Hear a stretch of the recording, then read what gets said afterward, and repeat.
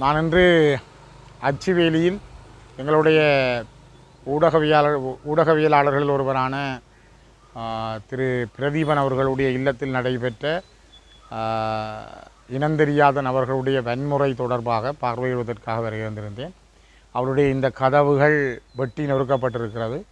அதேரம் உள்ளுக்கு வீடு கொளுத்தப்பட்டிருக்கிறது. வீட்டில் இருந்த பொருட்கள் அடித்து நொறுக்கப்பட்டு மோட்டார் சைக்கிள் அடித்து கொளுத்தப்பட்டிருக்கிறது. அங்கிருந்த பொருட்கள் எல்லாம் சூறையாடப்பட்டு செல்லப்பட்டிருக்கிறது. இரவு ஒரு 12-15 மணி அளவில் இந்த பகுதியிலே மோட்டார் சைக்கிள்களில் வந்த இனந்தெரியாத நபர்கள் என்கிற அரசோடு சேர்ந்து இயங்குகின்ற சிலர் இந்த நடவடிக்கையை செய்திருந்தார்கள் என்பது மிக வெளிப்படையாக தெரிகிறது. இதற்கு பின்னாலே ஒரு இராணுவத்தினுடைய மறைகரங்கள் இருப்பதாகவே தென்படுகிறது.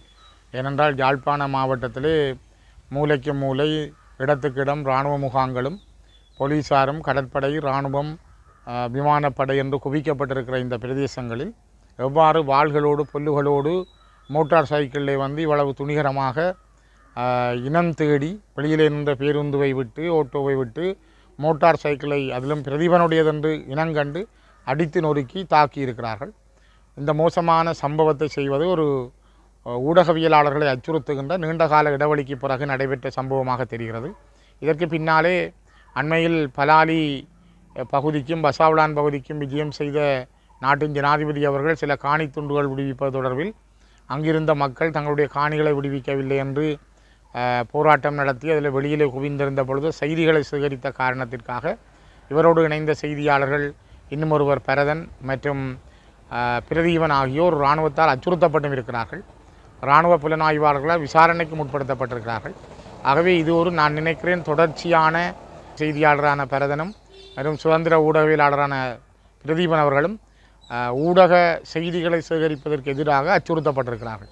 இது ஒரு தொடர் நடவடிக்கையாக இங்கு ஆரம்பிக்கப்பட்டிருக்கிறது. ஆகவே அரசாங்கம் இராணுவம் போலீஸை குவித்து வைத்துக்கொண்டு ஒரு திறந்த வழி சிறைச்சாலையில் அடக்குமுறைகளை இன்னும் விரிவுபடுத்தி வருவதையே இந்த விடயங்கள் கோடிட்டு காட்டுகின்றன. இது ஒரு சர்வதேச நாடுகளுடைய கவனத்திற்கும் ஏனையவர்களும் கொண்டு செல்லுகின்ற அதே நேரம் இதில் நாங்கள் விழிப்பாக இருக்க வேண்டும். இது முழுக்க முழுக்க இராணுவத்தினுடைய பின்பலத்தோடைய நடைபெறுகிறது என்பதையும் நாங்கள் இந்த இடத்திலே தெளிவாக புரிந்து கொள்ள முடிகிறது. கடந்த 13ஆம் தேதி இரவு 12-15 மணியளவில் இந்த தாக்குதல் நடைபெற்றிருக்கிறது வீட்டின் மீதானது. இன்றைக்கு 16ஆம் தேதி மாலை ஆகிறது. ஆனால் இதுவரையும் யாரும் கண்டுபிடிக்கப்படவில்லை.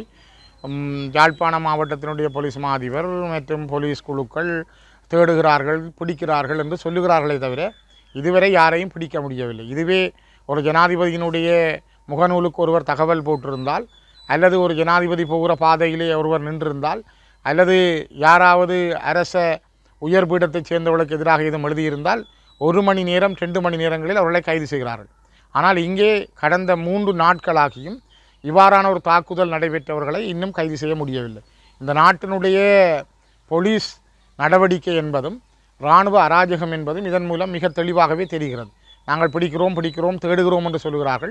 ஆனால் அவர்கள் தேடி பிடித்து ஒரு நியாயம் கிடைக்கக்கூடிய சூழலை உருவாக்க மாட்டார்கள் என்றுதான் மிக தெளிவாக தெரிகிறது. ஏனென்றால் இது இராணுவ பின்புலத்தோடு நடைபெற்றது. இங்கே போடப்பட்ட ஒரு துண்டு பிரசுரத்தையும் நான் ஊடகங்களிலே பார்த்தேன். திருநங்கைகளை சாட்டியிருந்தார்கள்.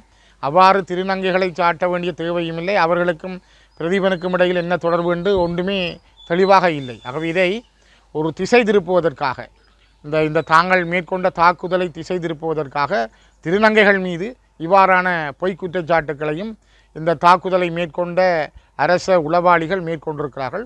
இந்த விடயம் மிகவும் பயங்கரமானது. இது இன்றோடு நாளையோடு முடிவதாக தெரியவில்லை. தொடர்ந்தும் ஒரு அடக்குமுறைக்குள் கொண்டு செல்வதாகவே தெரிகிறது. இதனை நாங்கள் மிக வன்மையாக கண்டிக்கிறோம். வணக்கம். முல்லைத்தீவு மாவட்டத்தில் 3389 குடும்பங்களுக்கு காணி இல்லை. மிகப்பெரிய அளவில் வடமாகாணத்திலேயே 2415 சதுர கிலோமீட்டர் உள்ள ஒரு நிலப்பரப்புள்ள மாவட்டம் முல்லைத்தீவு மாவட்டம். கிட்டத்தட்ட 5,90,000 ஏக்கர் நிலப்பரப்பை கொண்டதாக கணிக்கப்படுகின்றது. 3389 குடும்பங்களுக்கு காணி இல்லை. அவர்கள் ஏற்கனவே விடுதலை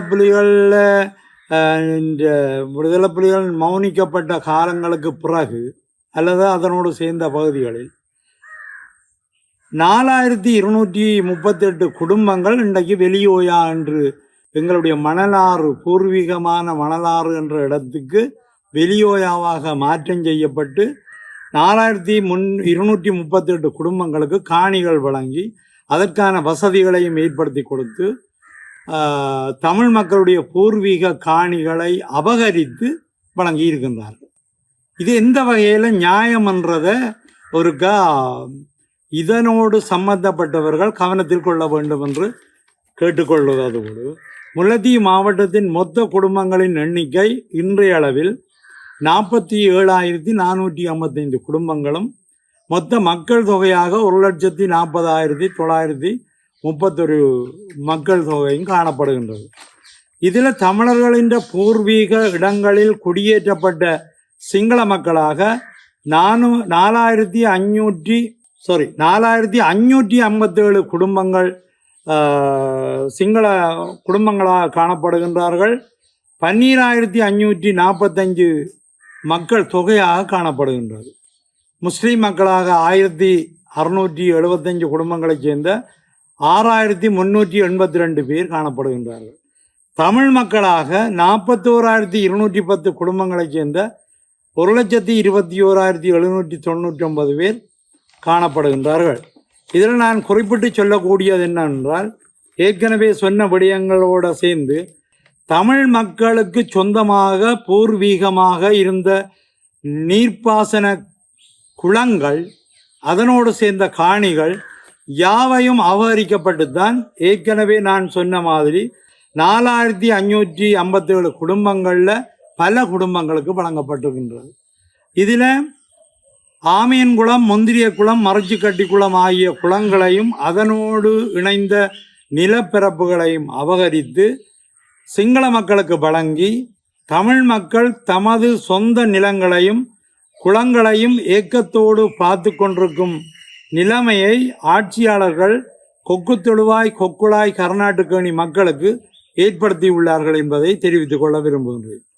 இது தவிர 2022ஆம் ஆண்டு காலப்பகுதியில் 28,676 இளைஞர் யுவதிகள் தங்களுக்கு 1 ஏக்கர் காணி வீதம் தரச் சொல்லி விண்ணப்பித்த ஒரு நடவடிக்கை இருக்கின்றது.